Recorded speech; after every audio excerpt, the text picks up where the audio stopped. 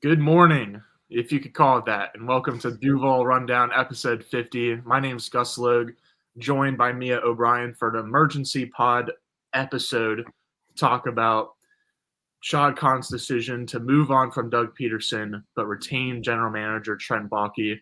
I've got a statement here that I'll read out loud. I had the difficult task this morning of informing Doug Pederson of my intention to hire a new head coach to lead the Jacksonville Jaguars. Doug is an accomplished football man who will undoubtedly enjoy another chapter in his impressive NFL career, and I will be rooting for Doug and his wife, Jeannie, when that occasion arrives. As much as Doug and I both wish his experience here in Jacksonville would have ended better, I have an obligation first and foremost to serve the best interests of our team and especially our fans, who faithfully support our team and are overdue to be rewarded. In that spirit, the time to summon new leadership is now.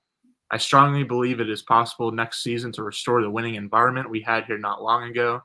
I will collaborate with General Manager Trent Baalke and others within and close to our organization to hire a leader who shares my ambition and is ready to seize the extraordinary opportunity we offer in Jacksonville. So, Mia, just initial reactions when you saw that statement, when you saw the news of Peterson gone, Baalke staying, what was your immediate reaction? Well, the funny part was, Gus, is of course, initially the report from Ian Rappaport and Adam Schefter just had Doug. And that's the first warning sign of the fact that it didn't have both of the main characters. That was a bit concerning to me. And that's why I texted again, love to be transparent with you guys here on Duval Rundown. So I texted our group chat and I said, hey, if the Trent announcement comes here in 2 minutes, we'll make 2 graphics. That's fine. No big deal.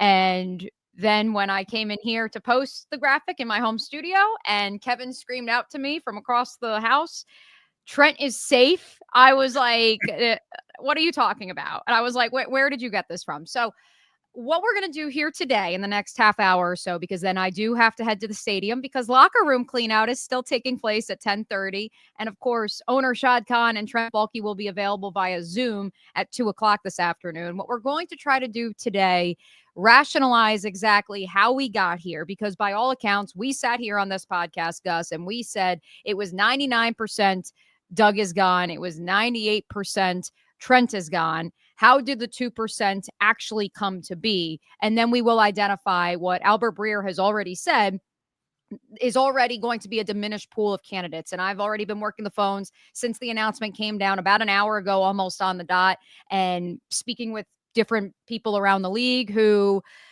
are not viewing the Jacksonville job with as much rose-colored glasses as they were 24 hours ago.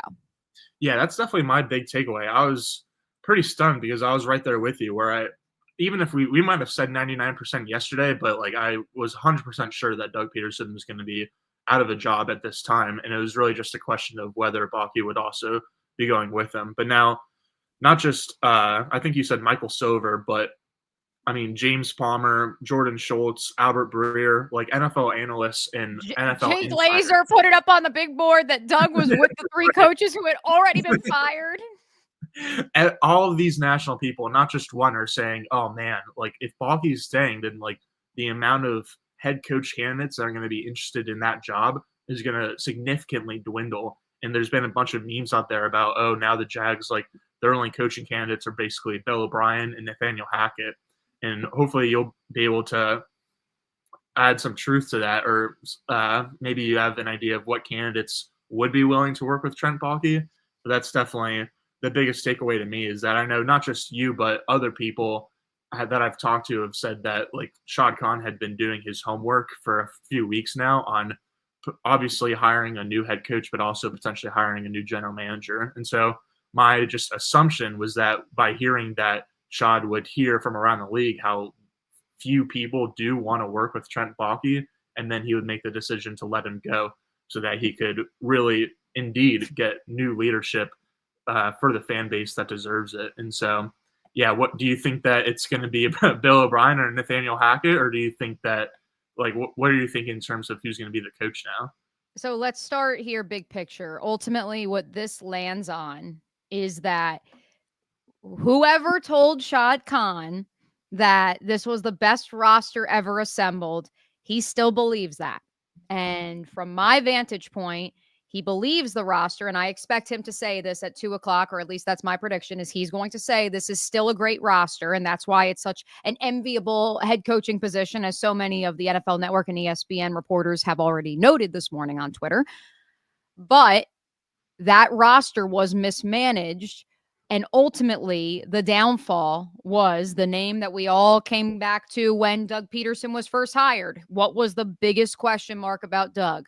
Would he bring one of the coaches who, with regards to what occurred in Philadelphia, was ultimately a sticking point with Eagles ownership, the Eagles general manager, and Doug Pederson's status as the head coach? I am, of course, talking about Press Taylor. And so that is, from my vantage point, where we have landed. Shad Khan believes the roster, constructed by Trent Baalke, is still good enough to win. He believes that the roster ultimately was misguided by Press Taylor on the offensive side of the ball and was enabled by Doug Pederson.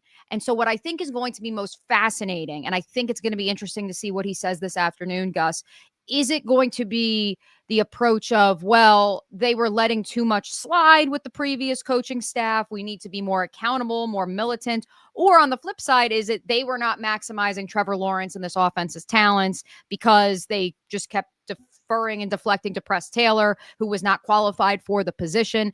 And that is where I think you will still see Shad Khan attempt to go with what I said on the podcast on Thursday, to go the route of young offensive mind. I can tell you right now, I've been talking to some people, and I'm very curious if those young offensive minds, if requested, would actually accept an interview with the current structure of the Jaguars organization. Yeah, that'll be interesting to watch just in the very short time period coming up, because obviously it's going to be several weeks until the Jaguars and any of these teams with head coach vacancies do fill those vacancies, but we can start to kind of play the guesstimating game starting as soon as this week. The Bears already requested official virtual interviews with Aaron Glenn and Ben Johnson of the Lions, and so the show is starting now. We'll see what kind of effect there is, and obviously, there was also a report that the new head coach is going to be directly reporting to Shad Khan, and not which Doug did too. Like, Doug didn't report to Trent, so that's where I like, that's not new news to me. I saw that, and at first I thought it was going to be something that was groundbreaking, but that's not different than the current structure. Right. Yeah, I don't know. And also, like, sure, the roster hasn't been getting the most out of on the offensive side of the ball, but you can certainly say the same thing on defense. Even when Mike Caldwell was here, I think a lot of fans kind of look back on him a little bit better than they did the day that he was fired, just because of how bad the defense looked this year. But even with Mike Caldwell, like, the team was kind of underperforming relative to the amount of talent it probably had, or certainly the amount of talent that Trent Baalke would say that the roster had. But the rumor is that Ryan Nielsen was a Trent Baalke hire, and so that makes it just funny that they seem to be focusing on one issue when there's plenty of other issues also around. Yeah, so I'm very interested to see what direction this coaching search takes, because as we detailed on Thursday too, Gus, this is a coaching search that was such a long and winding road that suddenly threw new candidates in at the 11th hour, like Rich Bisaccia, and a late last second flight to Denver to talk to Vic Fangio, neither of whom were interviewing basically anywhere else. And so that is why I think the words in Shad Khan's statement of saying collaborating with Trent Baalke are so interesting. Number one, because this, again, it extends in my opinion, record streak outside of some of the more stable organizations in the National Football League. That Shad Khan has been the owner for 13 years, and he has conducted a general manager search once, and it was 12 years ago to employ Dave Caldwell. Aside from that, he hired an internal hire in Trent Baalke, and that's it. And that's why I can't come away from this and not say, my goodness, he is scared. I mean, from my vantage point, that's simple. Like, he is afraid or nervous to go at this without the advising of someone who is either A, already in the building, B, has experience in the National Football League. And so that's where, to your point about Ryan Nielsen, coaches that could be retained, I will tell you, there were coaches around the building this week who, and I think this is anywhere. I don't think it's independent to Jacksonville and the situation here, who are like, well, maybe I'll be retained. Maybe. And so maybe those individuals are showing up to work this morning after a 6.5 hour delay on the tarmac last night in Indianapolis and saying, all right, well, I don't like Trent, but maybe Trent will keep me because maybe he likes me. And I don't think that's going to be the case. But at this point in time, I have no idea. I see a couple of the comments that we want to get to. Certainly, we will get to some names as well. If we could pull up Brian Pitts with regards to a chance Baalke retires. Quite frankly, Brian, I've been workshopping with my boyfriend Kevin all morning in the last hour and 5 minutes, like trying to workshop where this goes. Because yes, I do believe everything that Trent Baalke does is intentional. And so the fact that he started referencing the word retirement around the Miller Electric Center in November says to me that either A, that was an escape route, or B, it's still on the table. And that's the part that I just can't get away from. Additionally, knowing that Trent Baalke is turning 60 in a few weeks. And additionally, like there is a sense of what if he is just here to help Shad Khan hire the next head coach, akin to, I mean, it's a different situation, but like Joe Douglas was hired in New York after the NFL draft. Is Trent Baalke being retained solely to help Shad Khan get a new head coach, get through the draft, and then maybe he retires in the summer? And then with a head coach already installed, Shad Khan goes out and finds a general manager. I mean, that's probably a pipe dream at this point because I don't know. I don't know where things are at. I can tell you people around the Khan camp yesterday were telling me that their expectation was a clear house. Certainly you saw that on the internet. And it's fascinating. So John says my audio is cutting in and out. Gus, is it really again? Is this damn microphone being weird? It's working for me. I don't know. Okay, good. So maybe it's just John. Hopefully, John, it's just your computer because we've had some issues with this brand new microphone that I paid lots of money for. So I'm glad Gus can hear me. Maybe it's just your connection. It sounds good on my end, so hopefully it's good for the majority of people. James says it sounds good on his end. So let's keep. Thank you, George. So let's hear some names. I know you said Bill O'Brien. I think that's obviously one that people will go to because when the search for Doug Pederson eventually, which landed on Doug Pederson. When he first was, when they first started that search, Bill O'Brien was not a candidate anywhere else but here. And Ian Rappaport, who we know has a pretty good relationship with some folks in the building at the Miller Electric Center, reported that he was a great candidate. So I don't think Bill O'Brien's in the mix this go around. So I'm curious if there's any other names you're thinking of, Gus, as well as keep some names coming in the comments. I see some of them coming right now. Off the top of my head, Todd Monken would be interesting because he's an offensive guy. He's not quite as young as Liam Cohen or Joe Brady or Ben Johnson, but it's not like he's Pete Carroll or Bill Belichick where it's like, this is going to be 5 years and you're going to have to look for someone else. Todd Monken has led Lamar Jackson to what should be his third MVP season. Josh Allen is certainly deserving of the award too, but Lamar this year has been statistically better than he was in either of his previous 2 MVP seasons. And the Jaguars or the Ravens really just saw the ceiling be raised when they shifted offensive coordinators from Greg Roman to Todd Monken. And so I'm just wondering, because he's older, because I believe he was a head coach at one point in the NFL. Not in the NFL, but Southern Miss in college. Okay. So I'm just thinking, I have no idea what Todd Monken wants. Maybe he's very happy just being in Baltimore, coaching Lamar Jackson and being on a perennial playoff team up there. But if he did want a head coaching opportunity, then maybe this would be the right spot for him. But other than that, like I'm assuming that those 3 younger offensive guys are going to be completely uninterested. And if anything, just take the route that Ben Johnson took last offseason and stay at their respective spots as opposed to taking the risk of working with a Trent Baalke. So maybe Todd Monken.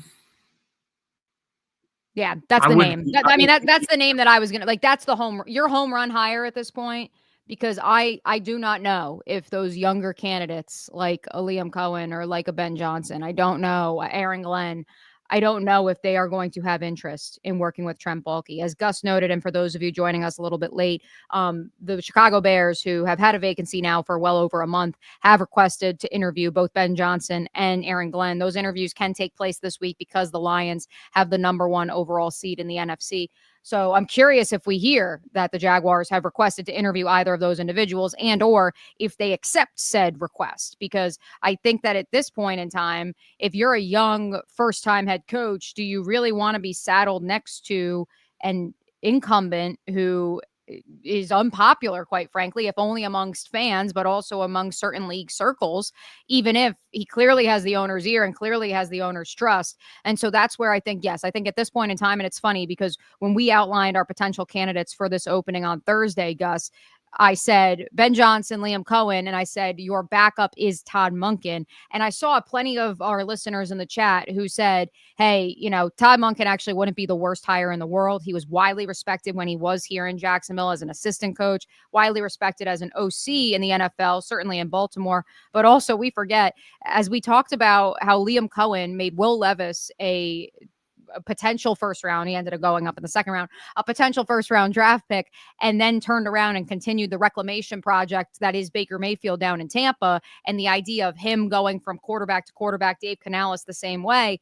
Todd Monken went from Stetson Bennett to Lamar Jackson. Now, Stet can scoot, but I don't think that there is a bigger 180 in the sport at one position than those two names that I just said, with all due respect to Stet, who is an athlete and is an NFL quarterback. And so that's where I look at it and I say that is a guy who, despite being 56 years old, clearly knows where the modern NFL offense is headed and is okay adapting to whatever his personnel skill set is. So yes, I think Monken would be a home run hire. I've seen Kingsbury be mentioned in the comments. He said earlier this week he's going to be more selective with where he interviews for a second head coaching potential opportunity. I think they still go offense, quite frankly. And I think, like I led with, I believe that this move is solely being made because Shad Khan, and he said it publicly over the summer, he made it known to the head coach how he wanted the offense to be run, and the head coach still insisted on doing it his way and having Press Taylor lead the offense. Here's one for you. Hef said on YouTube, Sarkinson and his current OC/offensive line coach are in the NFL with the Falcons. I mean, Steve Sarkisian of Texas, obviously doing great things with the Longhorns. Won the college football championship with Mac Jones as his quarterback at Alabama. And so, yeah, in terms of offensive guys, I think that would be a good hire, but it would be really more so interesting just because it would be pulling from the college ranks, which you would assume that Shad is going to shy away from after it was so disastrous with Urban Meyer pulling him from the college ranks. And so do you think that if, like, what we're hearing from all these national people is true and that, like, the coaching candidacy pool is dwindling because Baalke is staying, do you think that might push Shad to look in the college ranks, or do you think he's going to shy away from that because of Urban?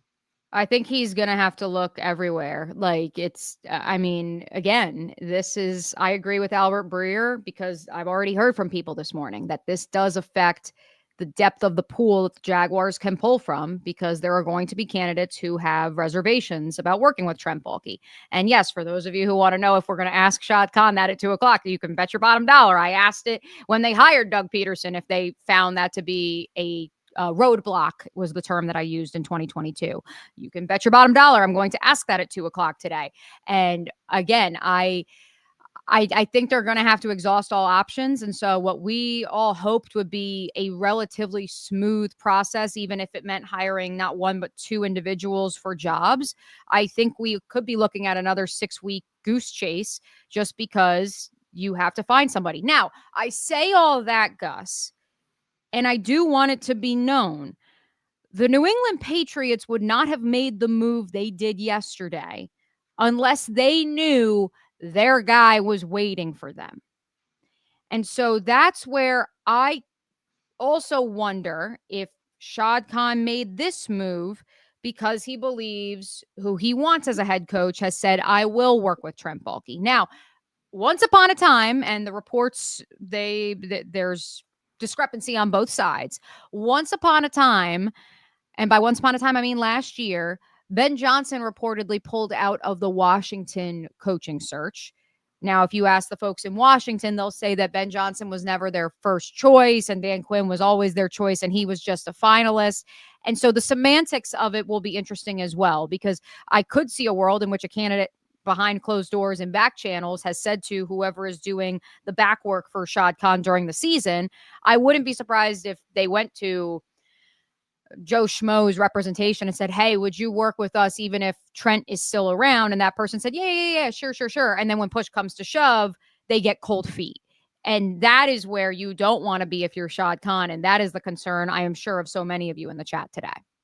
Yeah, I really like the borderline conspiracy theory that you and Kevin came up with in terms of Baalke stays to hire a coach, and then he stays on through free agency in the draft to kind of just manage the roster, and then he tries to depart as quietly as he can during the summer. But the thing of that is, like, what we keep coming back to, which is that not a lot of people want to work with Trent Baalke, and so you're just limiting the pool, and like the pool would be so much bigger if you just let him go right now, or if he let himself go right now. Like, and that's why when I posed that theory, Gus, Kevin was like, nah, like this is final. This is the way they're going. Yeah, we said 98% sure that Trent Baalke would not be employed by the Jaguars yesterday, and now it's completely flipped. It's 2% at the highest, but it's probably more like 0.2% that Trent Baalke leaves at any time this calendar year. Yeah, I'm trying to think, like, rack my brain of other Rich Bisaccia, I know, was the joke in our group chat, because if you ask people around the Jags, if Doug Pederson hadn't taken the job in 22, it was going to go to the then interim coach of the Las Vegas Raiders.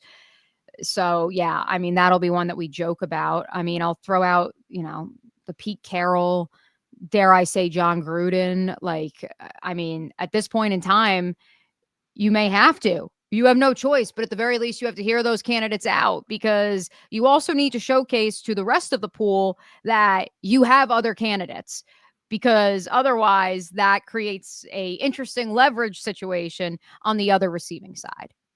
Honestly, maybe for tomorrow's Duval rundown, we'll just do a whole new coaching search pod, because we've already done multiple segments, multiple podcasts about, like, oh, who's the next Jags coach going to be? Who do you want as the next Jags coach? And it's always like Ben Johnson, Aaron Glenn, Mike Vrabel are at the top of all these lists. And now it's like you're going to have to scroll down the page until like number 10 on the list and go from there, because whoever they do end up hiring is going to be someone that I feel like it could be like a John Gruden, where it's like you hear some rumblings of his name that teams are interested, but then like it's going to kind of come out of nowhere. And so it'll be interesting, I suppose, to see. Yeah, you're gonna have Hayes Carline is the word on the street. So I would brace yourself for anger, fury, the hammer. The last time, or I guess not the last time, but his last time he was on the Duval rundown and coaching search was discussed, I know he was banging the drum for Bill Belichick. He is now spoken for. So I'm excited to see what Carline thinks of all this.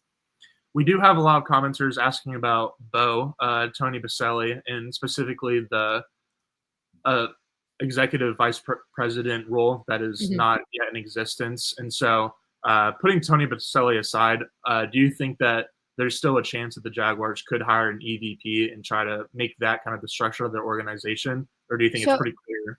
Go ahead.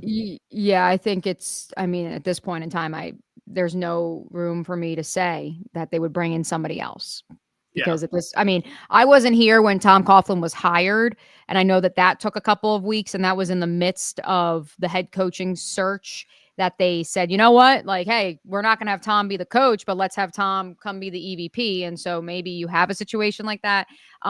Personally, again, and I've said this for months now, in speaking to people around league circles, it's not that Tony's not respected, because obviously he is, but there is a sentiment of, if he's in the Chris Spielman role, candidates are all the way in. They're like, oh yeah, like if he's just an advisor who's my ally, but he can also relay things to Shad, but he also keeps me in check, that's cool. But the idea of him having power, I know, is something that in league circles is a little bit jarring and would be even more stunning to the outside, even if it would be celebrated here in Duval.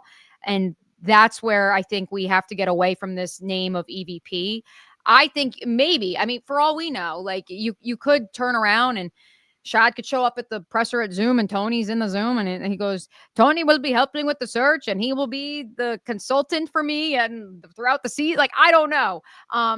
I can tell you that I was told that those talks have been on and off for the better part of like 3-4 years now, of if there would be a role for him within the organization. And I don't want to speak for Tony and his family and everybody else, because I respect the crap out of them. But yeah, it's I'm very curious. And I think he had already done Hall of Fame Monday on the drill before the news dropped, or maybe he didn't. So I have to look at the timestamp because I want to know if Tony has reacted to the news that Trent Baalke is staying in real time. Definitely. Yeah, I think we kind of got the answer with, I don't know if it was Tom Pelissero or someone else that said the new coach will be reporting directly to Shad and not necessarily to Baalke, who then relays it to Shad. And I know that you kind of disputed that earlier and said that already happens, but I just feel like that tweet kind of gives us the answer that there won't be an EVP and it will continue to be Baalke and head coach, whoever that turns out to be. So someone asked earlier whether, according to by the way, for 1010XL viewing purposes, thank you, Hef and Dell, for letting us know. Both Baselli and Fred will be on the drill tomorrow morning. So we will have what we believe is all the information leading into this head coaching search, and whether or not Trent Baalke is here for the long term, we will have all that information. So one other thing I was going to say, I saw a couple comments earlier asking about Ryan Nielsen, whether he was going to stay. So, someone just now asked that too. Yeah. So like the assumption, correct me if I'm wrong, but the assumption is that everyone on the staff, the coaching staff, is fired, but whoever is hired as the new head coach will have the opportunity to retain people if he so chooses. Like Shane Steichen was hired as head coach of the Colts last year, ended up retaining Gus Bradley. And so a similarly crazy move could happen if the new head coach wants to keep employing Ryan Nielsen. But so technically, like, Ryan Nielsen is not yet fired, and like he still could be in Jacksonville next year, but unofficially he is out and will not be employed by the Jaguars next year. And to my knowledge, Ryan Nielsen signed a 3-year contract. The entire defensive staff did last offseason. And so therefore, they're still technically under contract. So they will be allowed to work. If you recall, when the Urban Meyer regime came to its end, the coaches, i.e. Daryl Bevell, Brian Schottenheimer, who still had 2-3-year deals, while yes, the expectation was that they wouldn't have a job when the new head coach was hired and that he would go out and hire his own guy, they were still allowed to work in the building. Now, there are some coaches on the offensive side of the ball for the Jaguars whose contracts expire today. And so those coaches are definitely in a limbo of sorts. The expectation, of course, being you're going to have a new offensive-minded coach coming in. They're going to want their own guy. But yeah, I don't think it's like that Ryan Nielsen is just gone because he does have a contract, but I also don't think that means he's definitively staying either. But I do think that at the very least, he and his defensive staff will be able to stay through the week and conduct exit interviews and still technically have a job over the next month while the coaching search gets underway. True. My last question for you that I had was that I saw a lot on the timeline this morning being like, Brian Thomas Jr. saved Trent Baalke's job. If it weren't for BT, he's a gift and a curse. And so do you think that Shad said, oh my God, look at this amazing wide receiver that my general manager found with the 23rd overall pick in the draft. I got to keep this guy. Or do you think it's kind of similar to like what we were saying about these last several games for the Jags, where Shad probably had already made up his mind in like those last couple of games from the entire team, but also Brian Thomas Jr. didn't really sway his mind? So I think I think he'd made up his mind. I don't imagine that a win over a Tennessee Titans team that is now picking number 1 in the draft and the emergence of Brian Thomas Jr., which has been going on for months, quite frankly, was the reason. If you go back to Demetrius Harvey's interview with Shad Khan, his only in-season availability is over in London when the Jaguars are there. And that was a big talking point in that interview, was that Shad was so impressed with Brian and the way that Trent navigated the draft process, trading back, acquiring a 3rd and a 4th round pick for him. Oh, and also getting a player who, if you were to redraft the 2024 NFL draft today, probably goes in the top 5 to 7 players. And so even though he went 23rd overall in reality, and I don't think that is the reason that Trent is being saved. To go back to the top and put a bow on this, the reason that Trent Baalke still has a job today, in my estimation, is because Shad Khan is going to tell us at 2:00 he still believes that this was, it's one of the best Jaguars rosters ever assembled, and that roster was mismanaged, and that the ego and the enabling of Press Taylor was ultimately its downfall. That is what I anticipate. I anticipate that being the scapegoat, and simply Doug's stubbornness and his allegiance to Press is where this will be pushed off to. But ultimately, and I've heard this from all corners of that building, Gus, and that is the reason that I expected to be sitting here today talking about a GM search as well. The problems are deeper rooted. I tweeted it out this morning as soon as the news came out. Shad Khan has owned the Jaguars for 13 years, and he has had one search for a general manager. I don't count the search that hired Trent Baalke because ultimately he kept someone who was in-house, who was already the interim, and because he had gone out of his way to hire Urban Meyer and make that his splash hiring and needed someone with league experience and GM experience to guide a first-time head coach in the NFL. There you have it. We'll let you go since I know that locker room opens up at 10:30. We've got Trent and Shad talking via Zoom at 2:00. And so, unfortunately, I doubt that that's going to be streamed online, but hopefully it will be. Even if it's not streamed live, I'm sure there'll be some kind of recorded version. But yeah, we got a lot more to talk about. We will be back tomorrow at noon with Hayes Carline to go over, I don't know, coaches that could be wanting to work. Maybe we'll have some requests by then. You would hope you'd have some requests by then. Right. Yeah, you would hope. We shall see, but we'll be back here. Thanks to everyone who tuned in. Thanks to Mia for joining me for this emergency pod. Stay in it, Jags fans. Stay strong. We'll be back soon. Appreciate y'all.